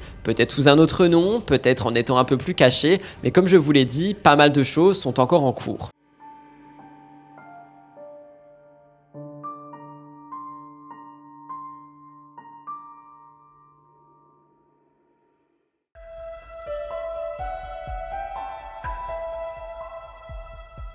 Rosario Endrinal, né en 1954, avait grandi dans une famille modeste à León, une ville située au nord-ouest de l'Espagne. Dès son plus jeune âge, elle avait adopté le surnom de Charo, un prénom qui allait vite devenir sa signature. Alors j'espère que je ne me trompe pas dans les prononciations. Personnellement, je n'ai jamais fait espagnol, j'ai fait allemand LV2. Donc si jamais je me trompe, j'en suis sincèrement désolé. À la fin des années 1950, la famille avait pris la décision de déménager à Barcelone, espérant y trouver de meilleures opportunités professionnelles. C'est dans cette ville vibrante et en constante évolution que Charo, désormais une jeune femme pleine de promesses, avait su se faire remarquer. Son intelligence vive, sa beauté naturelle ainsi que sa personnalité charismatique lui avaient ouvert de nombreuses portes. Ces qualités lui avaient permis de se bâtir une existence décente et de mener sa vie de manière relativement confortable. Elle avait achevé ses études dans une école catholique avant de se tourner vers une formation en secrétariat, un domaine qui l'attirait particulièrement.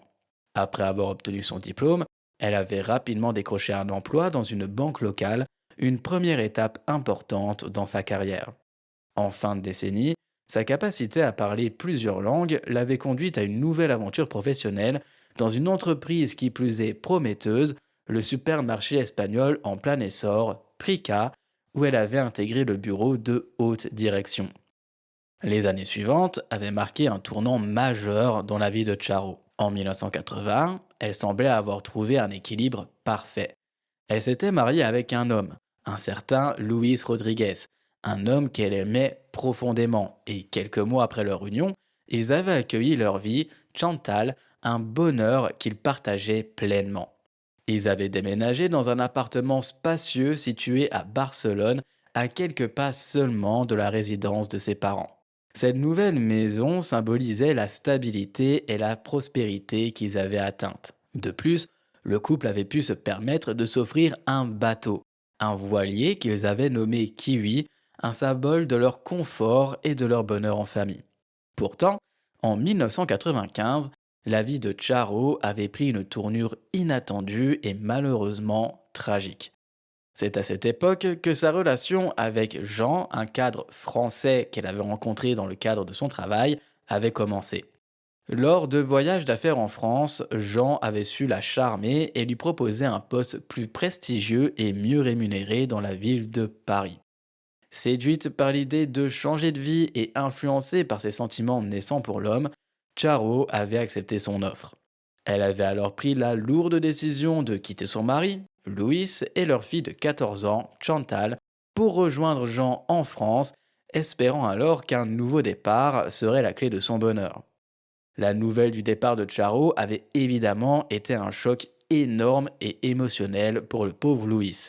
Dévasté par cette décision, il avait demandé le divorce et obtenu la garde exclusive de leur fille, qui devait désormais grandir sans sa mère à ses côtés. Néanmoins, la réalité n'avait pas été aussi idéale pour Charo que ce qu'elle l'avait imaginé. La vie avec Jean à Paris s'était vite révélée bien moins attrayante et épanouissante qu'elle ne l'avait espéré. La relation s'était rapidement détériorée et la réalité de sa décision avait commencé à peser lourdement sur la jeune femme. Elle s'était retrouvée confrontée à la désillusion, avec l'impression que l'herbe n'était pas en réalité plus verte de l'autre côté. La vie qu'elle avait laissée derrière elle semblait rétrospectivement bien plus stable et enrichissante. Jean avait introduit Charo à la cocaïne et bientôt, elle était tombée dans une dépendance qui allait bouleverser complètement sa vie. La relation avec l'homme était devenue de plus en plus compliquée, marquée par des hauts et par des bas. Finalement, ce dernier l'avait laissé tomber et cet abandon avait été un coup de grâce pour Charo. La douleur de cette rupture l'avait poussé à se réfugier dans l'alcool, une échappatoire qui ne faisait qu'aggraver son état. Ses mauvaises habitudes et son comportement imprudent l'avaient conduite à perdre son emploi à Paris. Elle s'est retrouvée alors sans ressources, sans soutien et seule dans une ville qui lui était désormais étrangère. Dans l'incapacité de trouver un autre travail, Charo avait décidé de retourner à Barcelone à la fin des années 90, espérant en vain se réconcilier avec sa famille. Mais lorsqu'elle était arrivée, elle avait découvert que toutes les personnes qu'elle avait autrefois aimées lui avaient tourné le dos. Les blessures qu'elle avait infligées à sa famille, notamment en abandonnant sa propre fille, semblaient irréparables.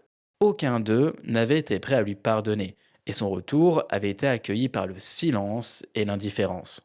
Après avoir supplié pendant des jours, des semaines et même des mois, elle avait finalement réussi à convaincre sa mère de l'héberger, mais ses problèmes de dépendance à l'alcool et aux drogues étaient devenus trop lourds à supporter.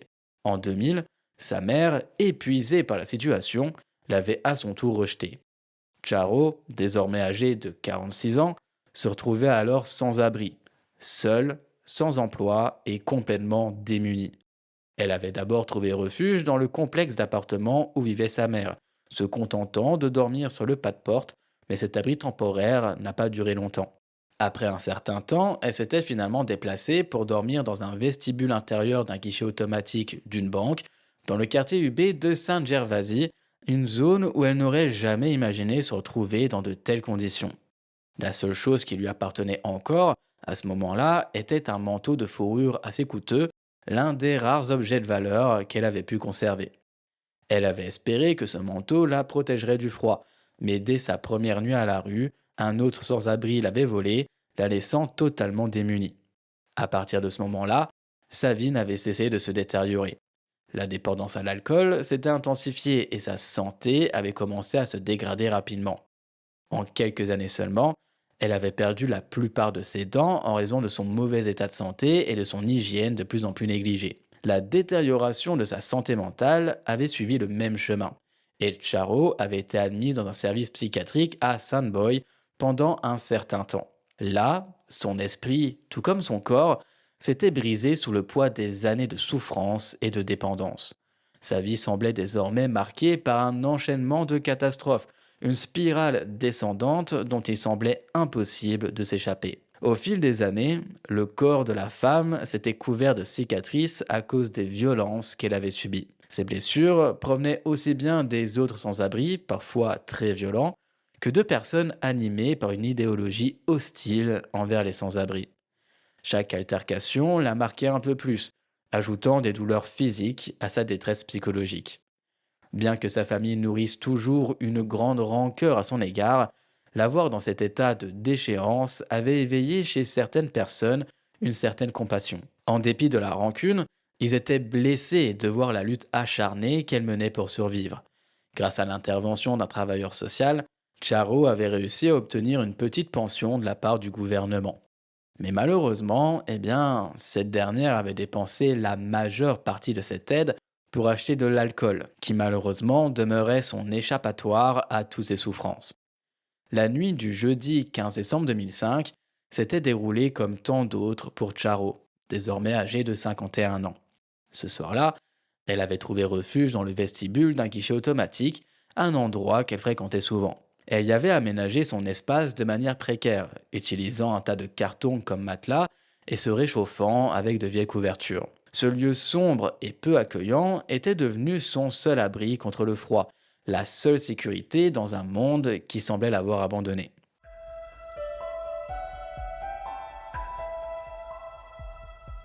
Les événements de cette nuit-là ont été capturés par les caméras de vidéosurveillance de l'ATM, offrant un aperçu effrayant de ce qui allait se produire. À 22h10, Charo était entrée dans le vestibule pour y passer la nuit. Elle avait soigneusement disposé ses cartons dans un coin de la porte vitrée avant de s'y allonger, cherchant un peu de confort dans cette situation complètement désespérée. Une fois installée, elle était restée hors du champ de vision des caméras, dans l'ombre, invisible aux yeux du monde. À 1h38 du matin, deux jeunes hommes, Ricardé Pinaya, âgé de 18 ans, et un autre jeune homme, identifié plus tard comme Oriol Plana Simo, également âgé de 18 ans, étaient entrés dans le vestibule. Ils avaient été filmés en train de rire en observant le coin où Charo dormait. Leur attitude était moqueuse et dégradante, et Ricardet, avec un geste de la main et une expression sur son visage, avait fait allusion à la mauvaise odeur corporelle de la femme, tandis qu'Oriol éclatait de rire. Aucun d'eux ne s'était approché du guichet automatique ni n'avait tenté d'effectuer une quelconque transaction bancaire. Ils ne s'intéressaient pas du tout au guichet. Leur objectif était bien plus cruel. Ils se moquaient ouvertement de la femme sans abri, un spectacle de mépris et d'indifférence envers sa souffrance. Leur intimidation avait duré 7 minutes au total, un temps suffisant pour humilier et terroriser la pauvre Charo sans qu'aucune intervention ne se produise. Ces minutes, figées à jamais dans la vidéosurveillance, illustrent la brutalité de leur comportement et la déshumanisation d'une femme déjà rongée par la souffrance et l'abandon. Les deux jeunes hommes avaient commencé par donner des coups de pied à Charo, tout en lui lançant des insultes pour se moquer d'elle et l'humilier encore davantage. Puis, après être sortis du vestibule à plusieurs reprises, ils étaient revenus, cette fois munis d'objets qu'ils avaient pris dans une poubelle toute proche. Parmi ces objets, il y avait une bouteille et un cône en plastique qu'ils avaient jetés sur la femme sans aucune pitié. Ces gestes cruels semblaient être leur manière de se divertir, sans se soucier de la douleur qu'ils étaient en train d'infliger. À 1h45 du matin, Ricardet et Oriol avaient quitté à nouveau le vestibule pour chercher d'autres objets qu'ils pourraient utiliser pour attaquer la pauvre femme. La vidéosurveillance avait enregistré une scène poignante. Charo, prise de panique, s'était précipitée pour verrouiller la porte du vestibule, espérant échapper à leurs agressions. Oriol, qui avait remarqué son geste, s'était alors lancé dans une tentative de forcer la porte dans le but de la rouvrir. Une lutte avait alors éclaté entre Charo et lui. De l'autre côté de la porte vitrée, Oriol s'était moqué d'elle en faisant des grimaces et des gestes méprisants, alors que la pauvre femme tentait désespérément de se défendre. Finalement, après un moment de tension, Oriol avait cessé de forcer la porte, l'avait laissée et s'était éloigné en compagnie de Ricardet. Complètement épuisé, Charo s'était retourné pour se recoucher et avait tenté de retrouver un peu de sommeil dans l'espoir que la violence de cette nuit-là soit enfin derrière elle. Les heures suivantes avaient semblé relativement calmes, et il semblait que les deux jeunes hommes étaient finalement partis. Mais la tranquillité de cette fausse sécurité ne durait pas longtemps. À 4h21 du matin, un autre adolescent, plus jeune cette fois-ci, avait frappé à la porte vitrée du vestibule. Plus tard identifié comme Juan José Mera Rosales, un garçon âgé de seulement 16 ans, il avait fait signe à Charo à travers la vitre, lui montrant qu'il souhaitait utiliser le guichet automatique. Croyant innocemment que ce jeune homme était simplement là pour effectuer une transaction, Charo avait offert la porte pour le laisser entrer, ignorant qu'il était en réalité un ami des deux adolescents qui l'avaient brutalement agressé plus tôt dans la nuit. Juan Rosé avait agi comme un appât, permettant à Ricardet et Oriol de revenir en toute sécurité dans le vestibule. Une fois à l'intérieur, Juan Rosé avait feint d'utiliser le guichet automatique tandis que Charo, épuisé, se laissait de nouveau envahir par le sommeil. C'était la dernière fois qu'elle serait vue vivante, sans se douter de ce qui allait suivre. Quelques minutes plus tard, à 4h29 du matin, Ricardet et Oriol étaient revenus au vestibule. La vidéosurveillance les avait capturés portant de longs tubes en carton dur qu'ils avaient probablement pris dans un chantier de construction voisin.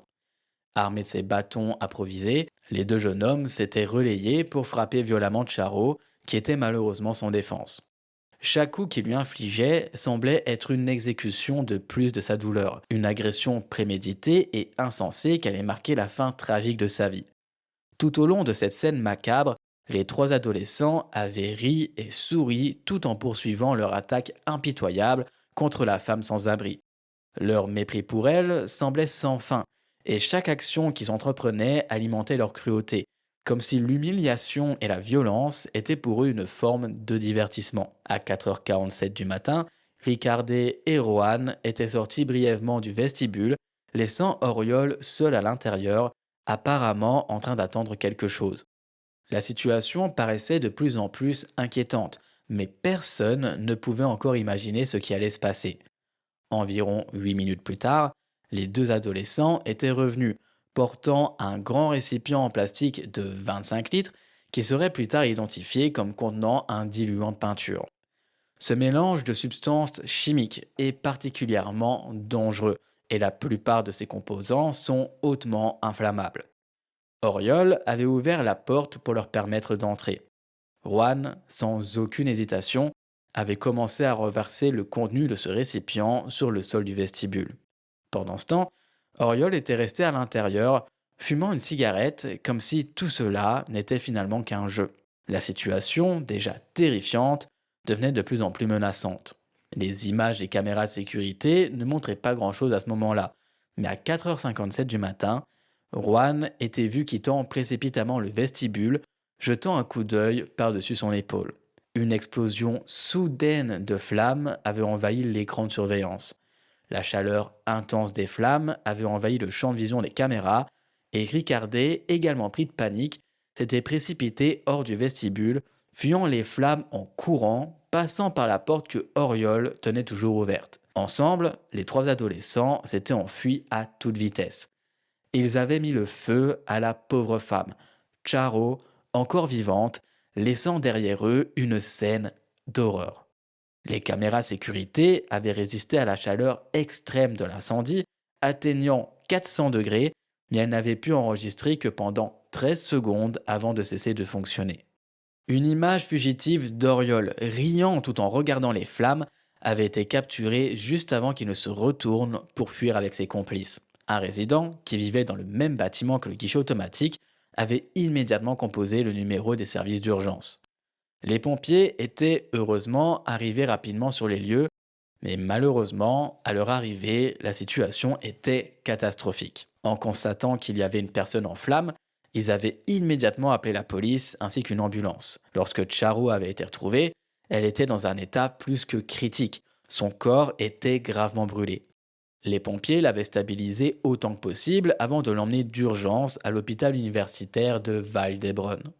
Charo est arrivé à l'hôpital à 5h49 du matin, mais son corps, couvert à 68% de brûlures de 3e et 4e degré, était dans un état désespéré. Les médecins de l'hôpital, bien qu'ils aient tenté de tout faire pour sauver la pauvre femme, n'avaient pas pu stabiliser ses signes vitaux assez pour continuer les traitements nécessaires. Charo est malheureusement décédé à 9h40 le samedi 17 décembre 2005, environ 28 heures après son admission à l'hôpital, dans un état de souffrance extrême. La cause du décès de Charo a été officiellement enregistrée comme un choc hypovolémique accompagné d'une défaillance multiviscérale, toutes deux résultant des brûlures graves qu'elle avait subies. Les circonstances de son agression avaient révélé une violence d'une rare cruauté, et la recherche des responsables ne faisait que commencer. Dès le départ, les pompiers et la police avaient remarqué que l'incendie était clairement un acte prémédité.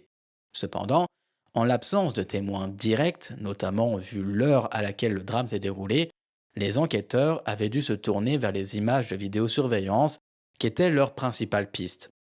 Une fois ces images publiées, elles ont provoqué une indignation générale à travers toute l'Espagne. La brutalité de l'agression avait choqué la société, et il n'avait pas fallu longtemps avant que les trois coupables ne soient fort heureusement identifiés. L'attention des forces de l'ordre, notamment des Mossos d'Esquadra, la police catalane chargée de l'enquête, serait d'abord concentrée sur l'un des suspects. Un jeune homme aux cheveux longs, vêtu d'un blouson d'aviateur. Les enquêteurs étaient convaincus qu'il vivait dans les environs, ce qui signifiait que des résidents locaux pouvaient sûrement l'identifier. Les autorités avaient donc élargi leur enquête en visitant divers commerces locaux tels que des restaurants, des magasins ou encore des pubs. Ils avaient montré des photos recadrées du suspect en retirant délibérément tout contexte pour préserver la confidentialité de l'enquête. 2 jours seulement après cette première diffusion, les enquêteurs avaient réussi à identifier le jeune homme comme étant Ricardet Pinilla Barnes. Au fur et à mesure de l'enquête, ils avaient découvert que Ricardet ainsi que Juan devaient assister à une fête dans un appartement d'un ami le 18 décembre. À 23h45 ce soir-là, les Mossos d'Esquadra se sont rendus sur place et ont arrêté les deux adolescents. Toutefois, l'arrestation d'Oriol Planasimo, le troisième suspect, n'a eu lieu que le lendemain à 18h45. Il avait été appréhendé à l'une des gares de Barcelone juste après son retour d'un week-end à Saragosse où il avait rendu visite à son père. Bien que le jeune homme ait vécu et étudié à Saragosse en semaine, les enquêteurs avaient pu, grâce à un contact parmi leurs rangs, lui faire croire qu'il devait absolument revenir à Barcelone pour une affaire urgente. C'est ainsi qu'il avait été capturé sans résistance. Dans les semaines suivant le crime, la presse avait fait état des origines des trois jeunes hommes, les associant à des familles de la classe moyenne supérieure. Néanmoins, cette analyse n'était vraie que pour Ricardo Pinilla, qui provenait effectivement d'un milieu aisé. Son père était professeur de génie industriel à l'université, tandis que sa mère était pharmacienne. Les autres suspects, quant à eux, n'appartenaient pas à ce groupe démographique privilégié. Juan José Mera, un des jeunes impliqués dans l'atroce meurtre de Rosario Endrinal, provenait d'un ménage monoparental. Sa mère, qui avait été ouvrière, était au chômage depuis plusieurs mois au moment du drame. Quant à son père, il avait quitté le foyer familial des années plus tôt, laissant Juan José et sa mère dans une situation difficile. De son côté, Oriol, bien qu'il apparaisse à l'écran vêtu d'habits élégants lors des vidéos de surveillance, venait également d'un milieu modeste. En dépit de son apparence soignée, il se plaisait à se donner une image de personne appartenant à une classe sociale plus élevée. Ses amis le décrivaient comme étant un piro, un terme espagnol désignant quelqu'un qui cherche à imiter les signes extérieurs de richesse et de statut social. Il était important de noter qu'aucun des trois adolescents n'avait un casier judiciaire avant cette affaire, ce qui avait d'abord étonné les enquêteurs. En attendant leur procès pour le meurtre de Charo, Juan José, étant mineur, avait été placé dans un établissement pour jeunes délinquants. Ricardo et Oriol, de leur côté, qui étaient âgés de 18 ans, avaient été envoyés directement au centre pénitentiaire de Trinita Vella. Leurs premières expériences en prison ne s'étaient, vous vous en doutez, pas très bien passées. À peine 2 jours après leur arrivée, Ricardo avait été violemment attaqué par une douzaine de détenus. Durant la bagarre, il avait failli perdre connaissance et devait être secouru à temps par des gardiens et des prisonniers moins violents. Oriol n'avait pas non plus été épargné. Lors d'un autre incident, un détenu lui avait asséné un coup si puissant au visage qu'il avait eu des blessures à la bouche. Un groupe d'autres prisonniers l'avait attrapé et comme humiliation supplémentaire, il lui avait rasé la tête.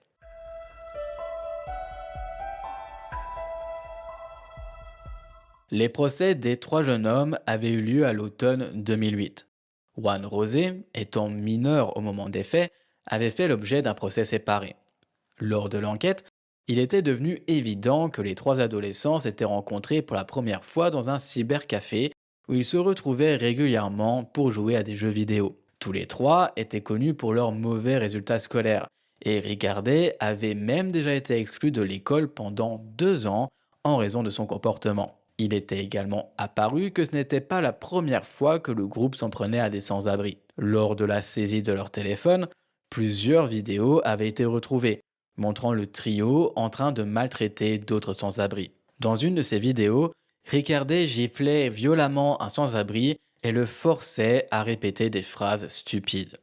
Dans une autre séquence, Ricardo et Oriol versaient le contenu d'une poubelle sur un sans-abri tout en se moquant de lui. Un de leurs camarades de classe avait même témoigné que Ricardo et ses amis manifestaient une profonde haine envers les sans-abri, mais aussi envers toutes les minorités. Le jeune homme avait affirmé que Ricardo traînait souvent avec des groupes néo-nazis et que, dans plusieurs occasions, il avait entendu dire que les sans-abri ne sont même pas des êtres humains, en particulier ceux d'origine africaine. Ce témoignage, parmi d'autres éléments de preuve, avait montré que la violence gratuite du trio envers les plus vulnérables n'était ni un incident isolé, ni un acte de folie passagère, mais bien le reflet d'une idéologie haineuse partagée par ces jeunes hommes. La soirée du 15 décembre 2005 avait commencé de manière déplorable pour Ricardo et Oriol. Après avoir dîné dans un restaurant avec des amis, Ricardo s'était permis de se moquer d'un serveur d'origine latino-américaine. Or, sortant du restaurant, les deux jeunes hommes avaient trouvé un sans-abri allongé dans la rue et, dans un acte cruel, avaient uriné sur lui. Ils avaient ensuite poursuivi leur soirée en se rendant dans plusieurs bars du quartier. C'est au cours de ces visites qu'ils avaient croisé Charo, une femme sans abri, et l'avaient pris pour cible. Après l'avoir intimidée, ils avaient continué leur chemin et étaient tombés sur Juan José. Les trois jeunes hommes avaient bu pas mal d'alcool ensemble, enchaînant pas mal de shots d'alcool avant de retourner au guichet automatique aux alentours de 4 heures du matin pour commettre le crime effroyable qui allait marquer la fin de la vie de Charo. Lors du procès, Oriol et Ricardo avaient tenté de se déresponsabiliser en rejetant entièrement la faute sur Juan José. On pensait qu'ils avaient choisi cette stratégie parce que le jeune homme, étant mineur au moment des faits, risquait une peine plus légère. Cependant, Juan Rosé avait catégoriquement nié les accusations. Il affirmait qu'il n'avait jamais eu l'intention de verser le diluant sur Charo, mais qu'il voulait simplement le déverser à proximité pour l'effrayer. Il expliquait que c'était un accident lorsqu'il avait renversé le liquide. Ricardé et Juan Rosé avaient plaidé qu'ils ne comprenaient pas à quel point le liquide inflammable contenu dans le récipient bleu, un produit qu'ils avaient pris sur le chantier de construction voisin, où Auriol avait également ramassé un cône de circulation, pouvait être dangereux. Cependant, cette défense a été rapidement démystifiée par l'accusation qui a souligné que le récipient comportait une étiquette universelle avertissant des dangers de son contenu. L'accusation a également mis en avant que, avant l'incendie, Auriol avait ouvert la porte pour permettre à ses complices de fuir, ce qui suggérait que l'incendie n'était pas un accident, mais bien un acte prémédité. Les experts en lutte contre les incendies ont prouvé que la majeure partie du diluant avait été déversée précisément à l'endroit où se trouvait Charo au moment où elle avait été incendiée, ce qui a contredit la version des faits présentée par la défense.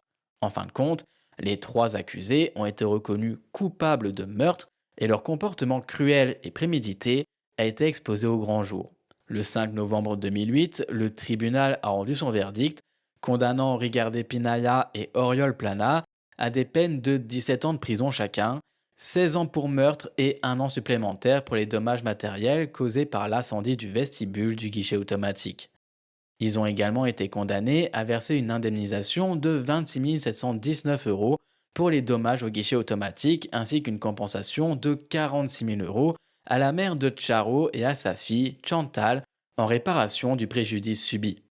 Une semaine plus tôt, Juan José Mera, étant mineur au moment des faits, avait été condamné à une peine de 8 ans de prison, assortie d'une peine de surveillance de 5 ans après sa libération. Le meurtre de Rosario Endrinal a profondément choqué la société espagnole, provoquant une vague d'indignation à l'échelle nationale. Des manifestations ainsi que des campagnes de sensibilisation ont été lancées pour dénoncer la haine envers les sans-abri, une classe de personnes particulièrement vulnérables dans la société. Le meurtre a également mis en lumière les violences subies par ces individus marginalisés. Le corps de Charo, quant à lui, est resté pendant 7 mois à la morgue avant d'être finalement enterré. La presse a faussement rapporté que son corps n'avait pas été réclamé, mais en réalité, le juge d'enquête avait accepté la demande de l'accusation de conserver le corps durant cette période afin de permettre à l'équipe des coronaires de procéder à une évaluation complète des blessures graves infligées par ses agresseurs. Lors du procès, Chantal Rodriguez a exprimé son ressenti dans une lettre poignante, soulignant que non seulement les trois jeunes hommes avaient pris la vie de sa mère, mais ils avaient aussi anéanti toute possibilité de réconciliation entre Charo et sa propre famille, un aspect particulièrement tragique de toute cette histoire. En décembre 2023, après avoir purgé une partie de leur peine, les trois coupables ont finalement été libérés. Ricardé Pinaya, en particulier, a obtenu un régime semi-ouvert en 2016, ce qui lui a permis de sortir de prison à certaines occasions sous condition. Il a été finalement libéré sous parole en 2021. Depuis sa libération, Ricardé a donné plusieurs interviews à des médias, évoquant son expérience et ses réflexions, ce qui a ravivé l'attention sur ce crime brutal. Ricardé, depuis sa libération, a exprimé des regrets profonds pour son crime, affirmant ressentir une véritable culpabilité pour les actes qu'il a commis. Il admet qu'il accepte la haine que la société lui réserve, bien qu'il tente d'expliquer son comportement en attribuant ses actions à des insécurités personnelles et à une faible estime de soi qu'il traversait à l'époque du meurtre. Malgré ses tentatives de rationaliser ses actes, il reste l'objet de condamnations, notamment de la part de la famille de Juan Rosé, qui continue de lui en vouloir pour avoir, selon eux, ruiné la vie de leur fils. Ricardé indique n'avoir eu aucun contact avec Auriol depuis leur condamnation, soulignant la rupture définitive avec son ancien ami. En l'honneur de Charo, un événement commémoratif annuel est organisé devant le guichet automatique où elle a tragiquement perdu la vie.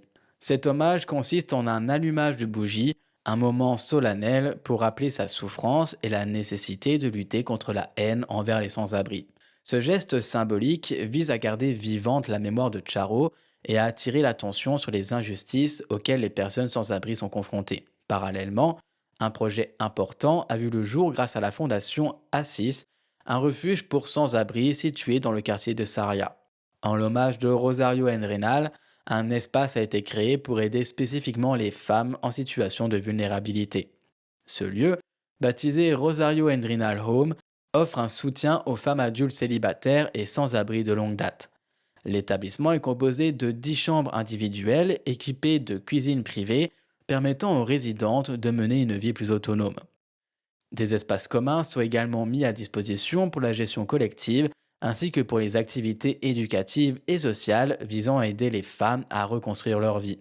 Un aspect significatif de Rosario Endrinal Home est qu'il accepte les animaux de compagnie, permettant aux résidentes de venir et de vivre avec leurs animaux, ce qui représente un grand soutien émotionnel dans le processus de rétablissement. Les femmes peuvent y séjourner aussi longtemps qu'elles le souhaitent, trouvant ainsi un environnement stable et sécurisant pour rebâtir leur avenir. L'affaire du meurtre de Rosario Endrinal reste l'un des crimes les plus choquants et symboliques de la violence et de la haine envers les sans-abri en Espagne. La brutalité avec laquelle Charo a été attaqué et tué par les 3 jeunes hommes a révélé la profondeur de l'intolérance et du mépris dont certains individus peuvent faire preuve envers les plus vulnérables de la société. Le fait que ce crime ait été prémédité et que les accusés aient continué leur acte de cruauté envers d'autres sans-abri avant de commettre l'irréparable montre une dérive inquiétante de la part de ces jeunes, influencés par une idéologie haineuse et une insensibilité extrême.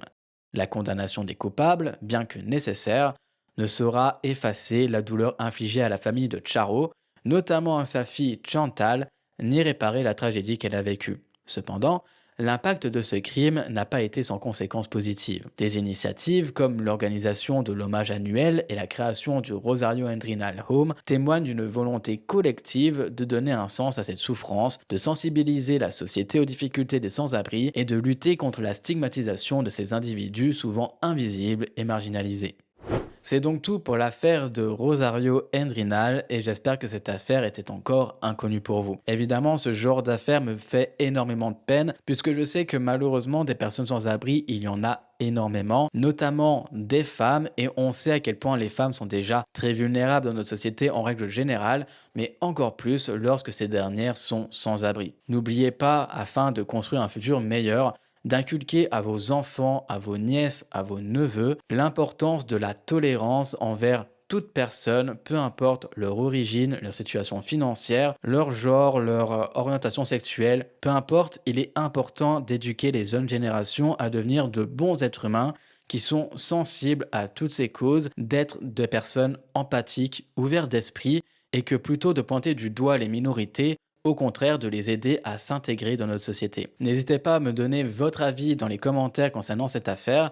Et comme d'habitude, si le contenu de notre chaîne vous plaît, n'hésitez pas à nous soutenir en mettant un petit like, en vous abonnant juste en dessous, ce n'est toujours pas fait. On se retrouve très prochainement pour une nouvelle vidéo. À très bientôt, merci à vous, ciao.